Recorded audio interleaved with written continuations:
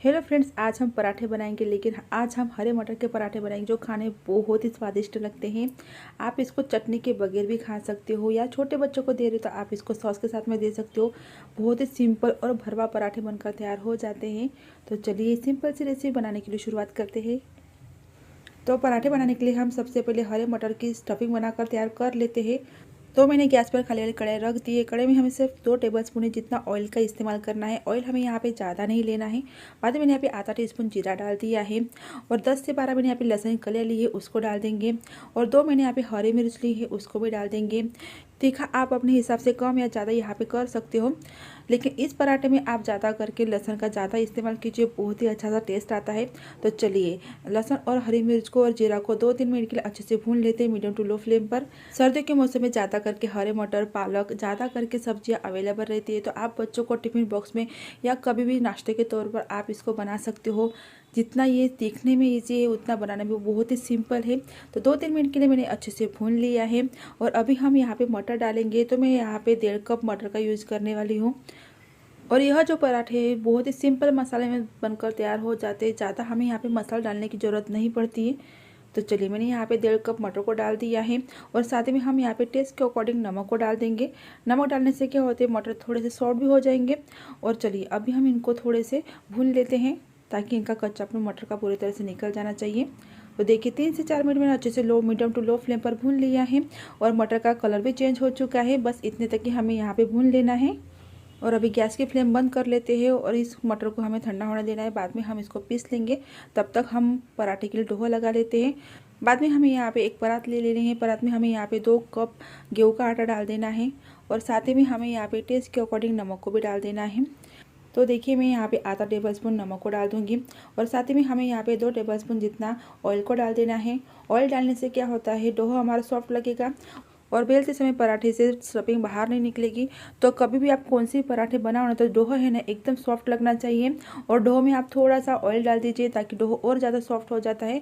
तो चलिए अभी हम यहाँ पे थोड़ा थोड़ा पानी डाल के इसका अच्छे से सॉफ्ट सा डोहा बांध लेंगे। तो देखिए मैंने यहाँ पे डोहा बनाकर तैयार कर लिया है। एकदम सॉफ्ट सा हमारे यहाँ डोहा बनकर तैयार हो जाना चाहिए। इतना हमें यहाँ पे सॉफ्ट चाहिए, देखिए। और अभी हम इसको 10 मिनट रेस्ट पर रख देंगे।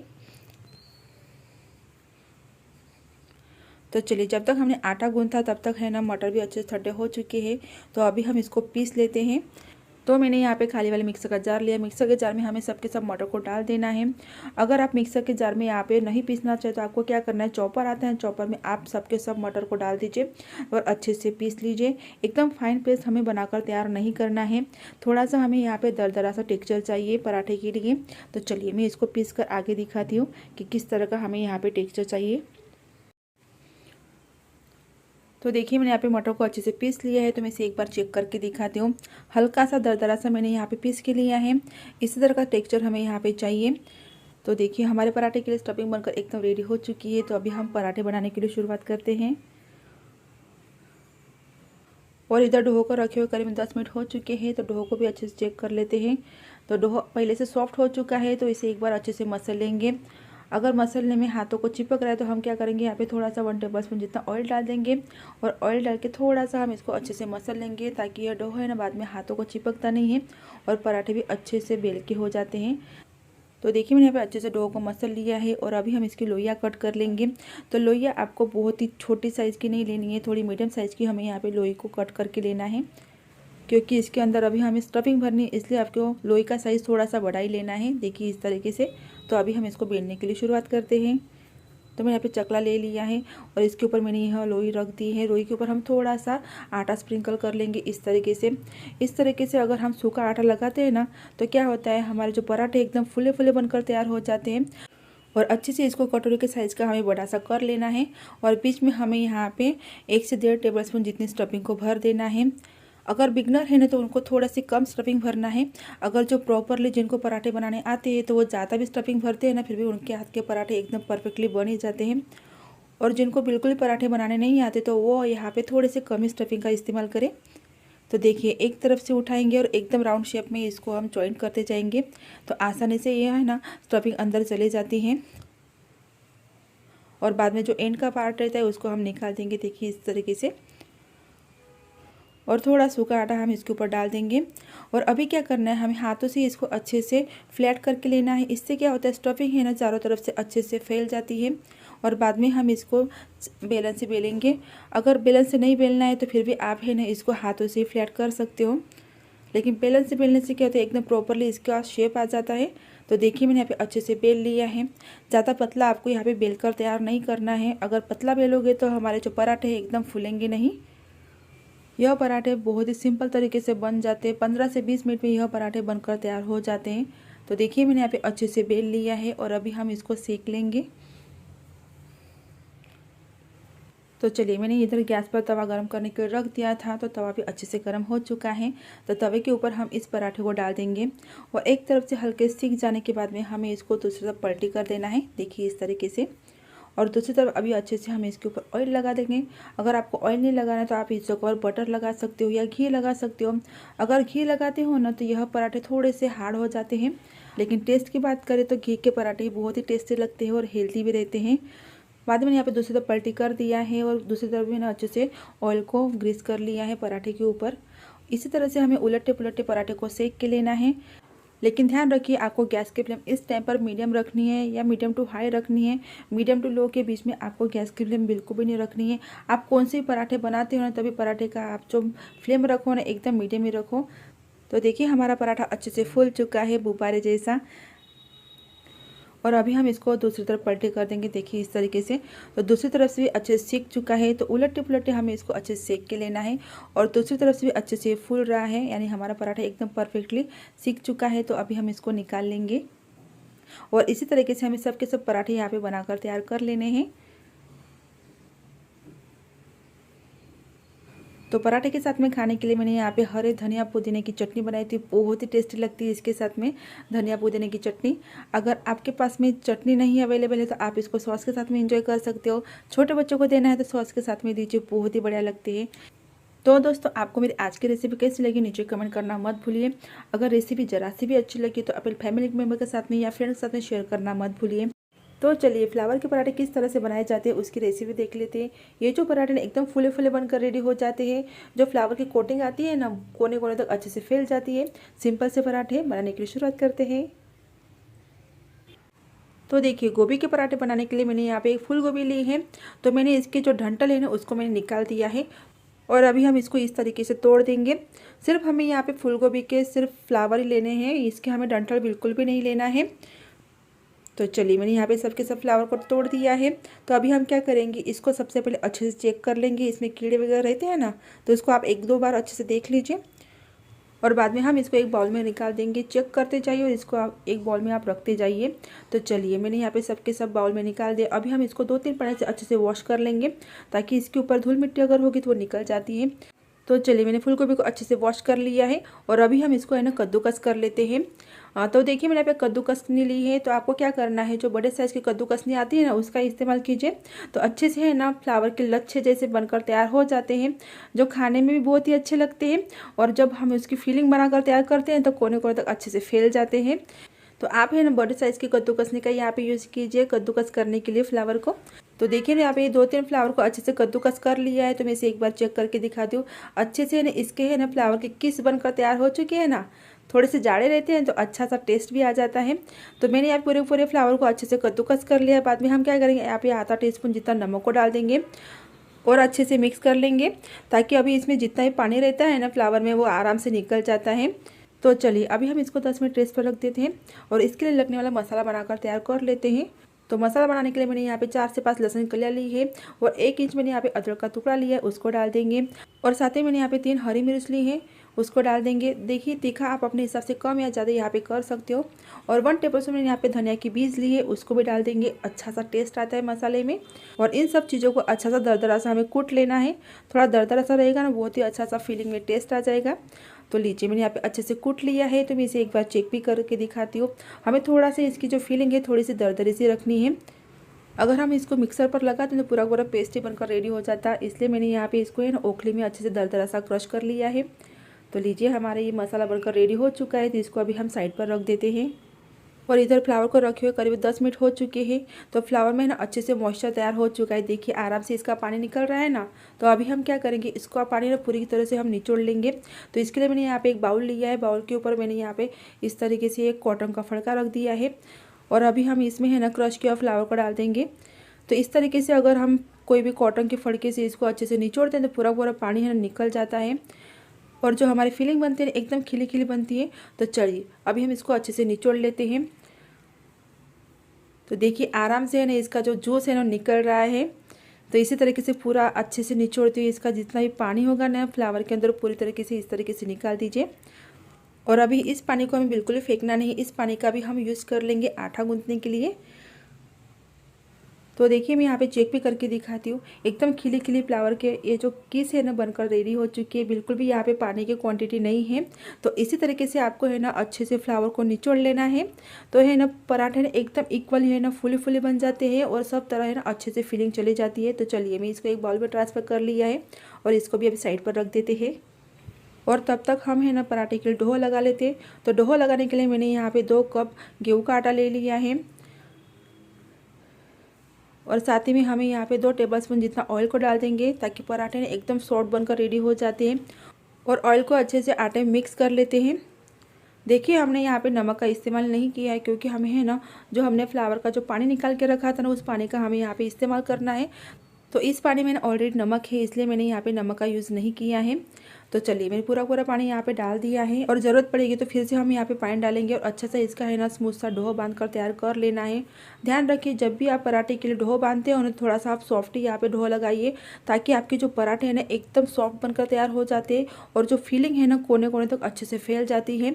तो लीजिए मैंने यहाँ पे अच्छे से डोहा लगा दिया है। तो देखिए इस तरीके से मैंने सॉफ्ट इसका है ना आटा गूंथ कर रेडी कर दिया है। तो इसी तरीके से आपको है ना सॉफ्ट सा आटा यहाँ पे लगा कर रेडी कर लेना है। और अभी हम इसको ना 5 मिनट रेस्ट पर रख देते हैं ताकि आटा है ना अच्छे से सेट हो जाता है। तो चलिए अभी फिलिंग बनाकर तैयार कर लेते हैं। तो फिलिंग बनाने के लिए मैंने यहाँ पे 2 टेबलस्पून ऑयल लिया है। ऑयल गर्म हो जाने के बाद में आधा टीस्पून हम यहाँ पे जीरा को डाल देंगे। 2 पिंच हम यहाँ पे हींग को डाल देना है। और साथ ही में हमने जो मसाला को कूट के लिया था उसको भी डाल देंगे। और आपको यहाँ पे गैस की फ्लेम एकदम लो कर देनी है और मसाला को थोड़ी देर तक हमें भून के लेना है ताकि मसाले का जो कच्चापन है पूरी तरह से निकल जाता है।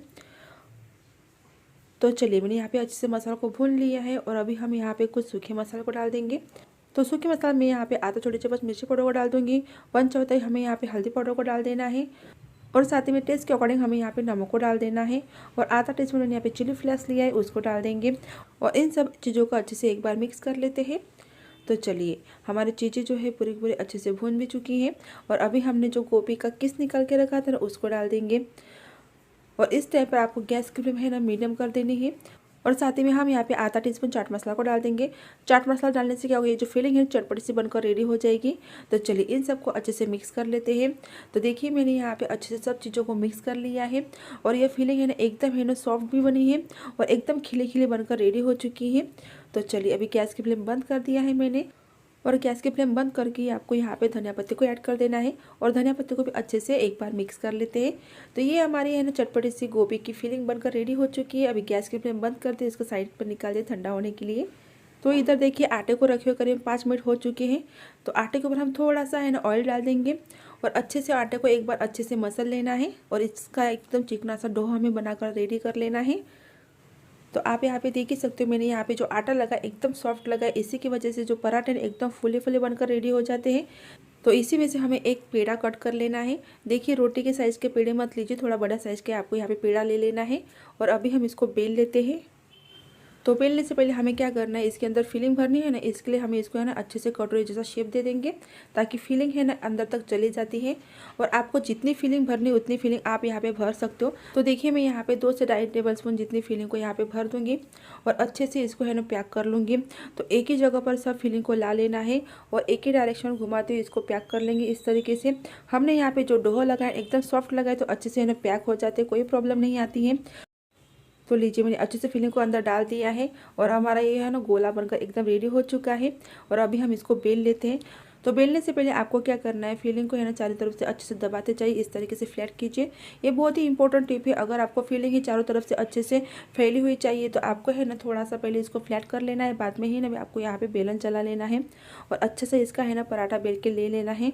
तो इस तरीके से फिलिंग अच्छे से चारों तरफ से फैल तो जाती है और एकदम फुले फुले हमारे ये पराठे भी रेडी हो जाते हैं। तो लीजिए मैंने यहाँ पे एक पराठा बेल कर रेडी कर दिया है।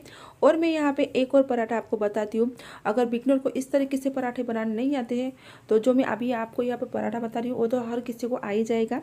तो देखिए मैंने यहाँ पे एक पेड़ा ले लिया। पेड़े के ऊपर हमें थोड़ा सा गेहूँ का आटा लगा लेंगे और अच्छे से रोटी जैसा हमें इसको बेल लेना है। तो लीजिए मैंने यहाँ पे अच्छे से बेल लिया है और अभी हम क्या करेंगे, इसके बीचों बीच फिलिंग को भर डाल देंगे। ये जो तरीका है ना एकदम सिंपल तरीका है, तो आप दोनों में से कोई भी तरीका का आप यहाँ पे इस्तेमाल कर सकते हो। तो देखिए मैं यहाँ पे फिलिंग डाल रही हूँ, जितनी चाहिए उतनी आप यहाँ पे फिलिंग भर सकते हो। यहाँ पे तो कोई प्रॉब्लम नहीं आती है फिलिंग भरने में। और अच्छे से हमें इसको चारों तरफ से इस तरीके से पैक कर लेना है। हमें यहाँ पे पानी लगाने की ज़रूरत नहीं है चिपकाने के लिए, ये है ना आराम से चिपक जाते हैं। और अभी हम इसको थोड़ा सा फ्लैट कर लेंगे, देखिए इस तरीके से।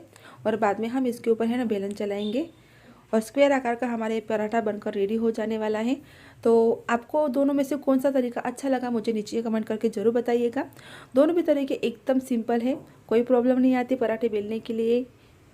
तो चलिए मैंने यहाँ पे दूसरी बारी पराठा बेल लिया है और अभी हम इसको है ना सेक लेते हैं।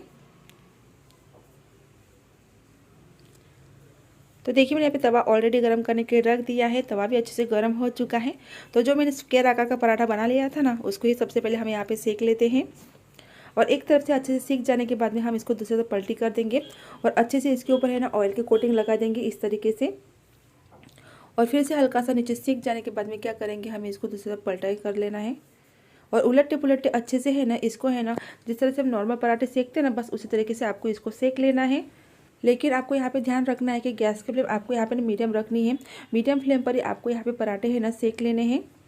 और उलटे पुलटे मैंने यहाँ पे पराठे को अच्छे से सेक लिया है।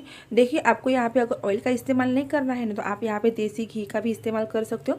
जो भी आपके घर पे खाते हैं बस उसी का आप यहाँ पे इस्तेमाल कीजिए। तो लीजिए हमारा पराठा बनकर एकदम रेडी हो चुका है, इसे हम निकाल लेते हैं। और इसी तरीके से मैंने यहाँ पे उलटे पुलटे दूसरी बारी पराठे को अच्छे से सेक दिया है। तो राउंड शेप का पराठा अच्छे से एकदम फूल चुका है। तो हमारा दूसरा पराठा भी एकदम रेडी हो चुका है। तो इसको अभी सर्व कर लेते हैं। तो आप इसको दही के साथ में, सॉस के साथ में एंजॉय कर सकते हो। तो देखिए मैं यहाँ पे एक पराठा कट भी करके दिखाती हूँ। फिलिंग है ना चारों तरफ से अच्छे से फैल चुकी है ना, एकदम बढ़िया सा हमारा पराठा है ना सीख कर रेडी हो चुका है। और एकदम फुले फुले ये पराठे बने थे फ्रेंड्स। एक बार इसी तरीके से आप पराठे जरूर से बना कर देखिए। सिर्फ आपको इतना ध्यान रखना है कि डो आपको यहाँ पे सॉफ्ट लगाना है। इतनी सी बात अगर ध्यान में रखें तो आपके पराठे एकदम फुले फुले बनेंगे। तो दोस्तों आज मैं आपके साथ में आलू का पराठा बनाने की एकदम नई रेसिपी लेके आई हूँ। हमें इसमें ना ही आटे को गूंदना है और ना ही हमें यहाँ पे बेलना है। एकदम नई रेसिपी, एकदम परफेक्टली हमारे ये आलू के पराठे बनकर तैयार हो जाते हैं। और दो पराठे का एक ही पराठा बनकर तैयार हो जाता है। बहुत ही हैवी साइज का ये पराठा बनकर तैयार होता है। हर किसी को है ना अंदर है ना आलू की फीलिंग ज़्यादा चाहिए रहती है, तो बस ये उसी तरह का पराठा है। अंदर आप जितनी भी आलू की फीलिंग भरो ना, फिर भी है ना आलू की फीलिंग बाहर नहीं निकलती है और एकदम परफेक्टली हमारे पराठे बनकर तैयार हो जाते हैं। तो चलिए नई ट्रिक के साथ में आलू का पराठा बनाने के लिए शुरुआत करते हैं। तो मैंने यहाँ पे एक मिक्सिंग बाउल लिया है और इसे मैंने यहाँ पे 1.5 कप गेहूँ का आटा डाल दिया है। देखिए आप यहाँ पे कोई भी कप नहीं तो कटोरी मेजरमेंट के लिए ले लीजिए। 1.5 कप गेहूँ के आटे में है ना सिर्फ हमारे 3 ही पराठे बनकर तैयार हो जाते हैं। इतने हैवी साइज के पराठे बनकर तैयार होते हैं। तो चलिए मैंने यहाँ पे आटा ले लिया है। बाद में यहाँ पे आधा टेबल स्पून नमक को डाल दिया है और 1 बड़ा चम्मच मैंने यहाँ पे ऑयल को डाल दिया है। और इन सबको अच्छे से सबसे पहले मिक्स कर लेते हैं। तो आज हम बिना बेले और बिना गूथे आलू के पराठे बनाने वाले हैं। तो चलिए मैंने यहाँ पे अच्छे से मिक्स कर लिया है। बाद में हम यहाँ पे थोड़ा थोड़ा करके पानी डालेंगे और इसका अच्छे से एक बैटर बना लेंगे। तो देखिए मैंने यहाँ पे बैटर बनाकर तैयार कर लिया है। और इतना पतला हमें इसका बैटर बनाकर तैयार कर लेना है। बहुत पतला नहीं बनाएंगे, थोड़े से हम यहाँ पे गाढ़ा ही रखेंगे। अगर हम ज़्यादा पतला बनाएंगे तो एक प्रकार का ये चीला बन जाएगा। तो देखिए मैं यहाँ पे चेक करके दिखा दूँ, इतना इसकी हमें बैटर की थिकनेस रखनी है। तो देखिए मैं ऊपर उठा रही हूँ तो ये आराम से नीचे गिर रहा है, बहुत पतला नहीं बना है। देखिए एक प्रकार की इसके ऊपर कोटिंग आ चुकी है और अच्छे से ना लाइन ड्रॉ हो रही है। बस इतना गाढ़ा हमें यहाँ पे बैटर बनाकर तैयार कर लेना है। तो चलिए हमारा बैटर बनकर तैयार हो चुका है। तो इसे एक बार मिक्स करके और इसको हमें 10 मिनट रेस्ट पर रख देते हैं ताकि बैटर है ना अच्छे से फूल जाता है। तब तक हम आगे की तैयारी कर लेते हैं। और बाद में आलू की फिलिंग को एकदम टेस्टी बनाने के लिए मैंने यहाँ पे 1 टेबलस्पून धनिया के बीज लिए हैं और आधा टीस्पून मैंने यहाँ पे सौंफ लिया है और साथ ही मैंने यहाँ पे आधा टीस्पून जीरा को भी डाल दिया है। और इन सबको अच्छे से दरदरा सा हमें क्रश करके लेना है। इस मसाले के साथ में अगर आप आलू का पराठा बनाते हो तो बहुत ही टेस्टी सा आलू का पराठा बनकर तैयार हो जाता है। तो लीजिए मैंने यहाँ पे अच्छे से क्रश कर लिया है। तो मैं इसे एक बार चेक करके दिखाती हूँ। अच्छा सा दरदरा सा हमारा ये मसाला बनकर तैयार हो चुका है। तो चलिए अभी हम इसको साइड पर रखते हैं और आगे की तैयारी कर लेते हैं। और बाद में मैंने फिलिंग बनाने के लिए बड़े साइज़ के 3 बॉयल आलू ले लिए हैं। तो इसको हमें सबसे पहले मैश कर लेना है। तो देखिए मेरी ट्रिक से अगर आप पराठे बना रहे हो तो आप यहाँ पे कितने भी आलू की फिलिंग भरी पराठे के अंदर बिल्कुल भी फिलिंग बाहर निकल के नहीं आएगी।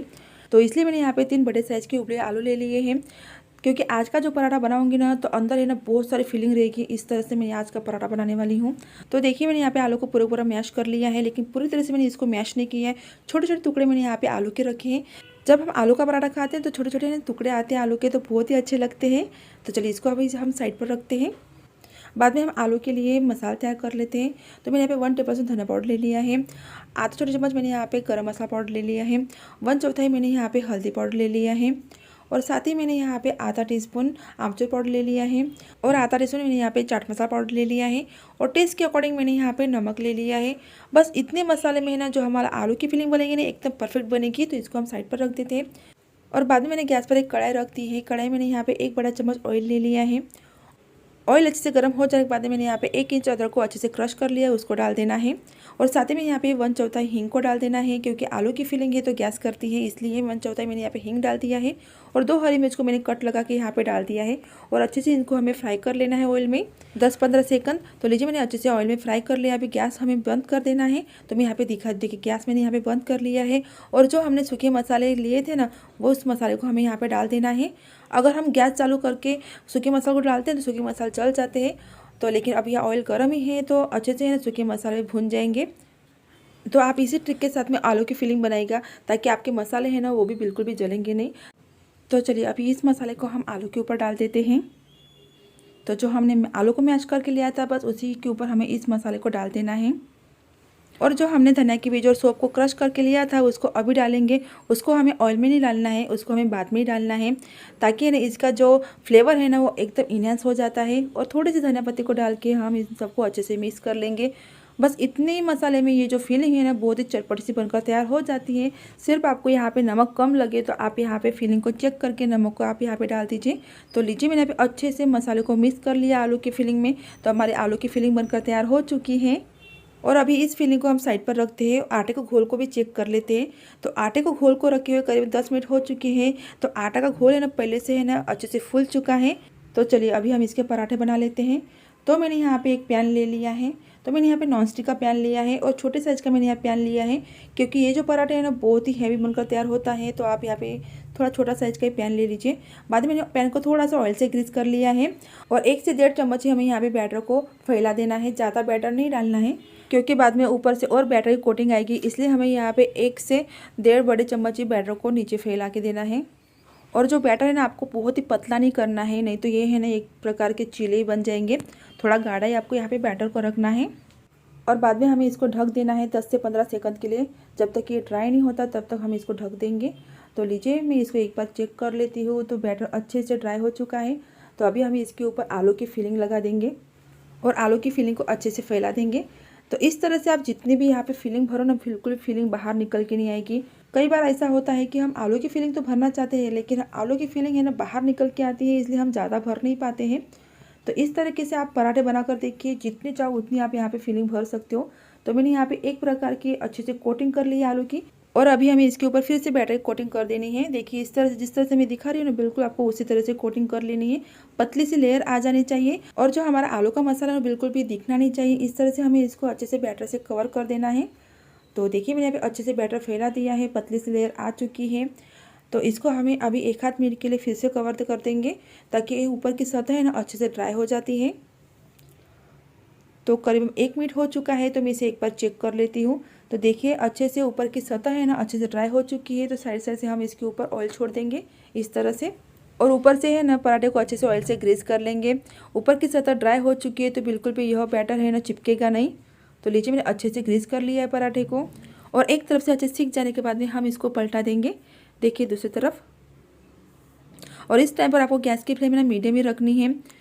तो मीडियम फ्लेम पर है ना अच्छे से ये सीख कर तैयार हो जाते हैं। और फिर से हम साइड साइड से ऑयल छोड़ देंगे। देखिए इस पराठे में ज़्यादा ऑयल नहीं लगता है, जैसे हम नॉर्मल पराठे बनाते हैं ना बस उसी तरह का हमें यहाँ पे ऑयल लगता है। तो दोनों तरफ से अच्छे से सीख जाने के बाद में फिर से मैं इसे एक बार पलटा देती हूँ। तो देखिए नीचे से भी अच्छे से सीख चुका है। तो हमारा पराठा बनकर एकदम रेडी हो चुका है। तो मैं इसको अभी निकाल लेती हूँ।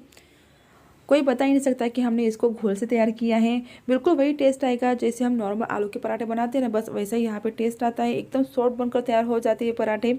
आप बच्चों को टिफिन बॉक्स में फटाफट इस तरह से पराठे बनाकर दे सकते हो, क्योंकि बच्चों को आलू बहुत ही पसंद आता है। नहीं तो आप सुबह के नाश्ते के लिए फटाफट इस तरीके से पराठे बना सकते हो। तो चलिए मैं इसको एक बार कट करके दिखाती हूँ। और सच मानिए 2 पराठे का एक ही पराठे बनकर तैयार हो जाता है और पेट है ना भरा भरा लगता है। तो देखिए मैंने इसकी कटिंग कर ली है। तो कितनी बढ़िया सी इसके ऊपर अंदर से लेयर आ चुकी है आलू की। और आलू की नई ट्रिक के साथ में ये पराठे भी अच्छे से बन चुके हैं। तो चलिए इसके साथ में एक ज़बरदस्त हम चटनी बना लेते हैं, जो इस पराठे के साथ में बहुत ही टेस्टी जाती है। तो इसके लिए मैंने यहाँ पे एक गैस पर एक पैन रख दिया है। पैन मैंने यहाँ पे 2 टेबलस्पून जितने ऑयल डाल दिया है। ऑयल गर्म हो जाने के बाद मैंने यहाँ पे आधा टीस्पून जीरा को डाल दिया है और 1 टेबलस्पून मैंने यहाँ पे चना दाल डाल दिया है और 1 टेबलस्पून मैंने यहाँ पे उड़द की दाल डाल दिया है। और इन दोनों को अच्छे से ऑयल में सौटे कर लेना है ताकि इनका कच्चापन पूरी तरह से निकल जाए। तो 1 आध मिनट हमें इसको सौटे करके लेना है। तो चलिए दाल भी अच्छे से सौटे हो चुकी है। बाद में यहाँ पे 1 इंच अदरक का टुकड़ा और 4 से 5 लहसुन कलियां लिए उसको डाल दिया है और 2 मैंने यहाँ पे रेड चिली को लिया है उसको भी डाल दिया है और अच्छे से मिक्स करते इनको भी हम भून लेंगे। तो मसाले अच्छे से भून जाने के बाद मैंने यहाँ पे 2 मीडियम साइज के टोमेटो लिए हैं, इसको डाल देंगे। और साथ ही में हमें यहाँ पे आधा टीस्पून काला नमक को डाल देना है और आधा छोटी चम्मच हमें यहाँ पे नमक को डाल देना है। इन सबको अच्छे से मिक्स कर देना है। काला नमक डालने से यह चटनी बहुत ही अच्छी लगती है। तो इस चटनी में आप ज़रूर से एक बार ब्लैक सॉल्ट डाल के देखिए, बहुत ही बढ़िया सी चटनी बनकर तैयार हो जाती है। और टमाटर सॉफ्ट होने तक मैंने अच्छे से पका लिया है और अभी हम इसको ठंडा करके पीस लेंगे। इस चटनी को आप डोसा के साथ में, उत्तपम के साथ में या कौन सा भी आप नाश्ता बनाते हो उसके साथ में खा सकते हो या पराठे के साथ में खा सकते हो, बहुत ही बढ़िया लगती है। और ऊपर से आप इस चटनी को है ना बच्चों को टिफिन बॉक्स में दे सकते हो पराठे के साथ में, बच्चे हैं ना मज़े से खाएंगे। तो चलिए मैंने इन सबको डाल दिया मिक्सर के जार में और इसको अभी पेस्ट लेते हैं। तो देखिए हमारी एकदम स्मूथ सी ऐसी चटनी बनकर तैयार हो चुकी है। चटनी का कलर भी बहुत ही बढ़िया सा ऑरेंज कलर आ चुका है, यानी हमारी चटनी बनकर तैयार हो चुकी है। तो चलिए अभी हम इसको सर्व कर लेते हैं।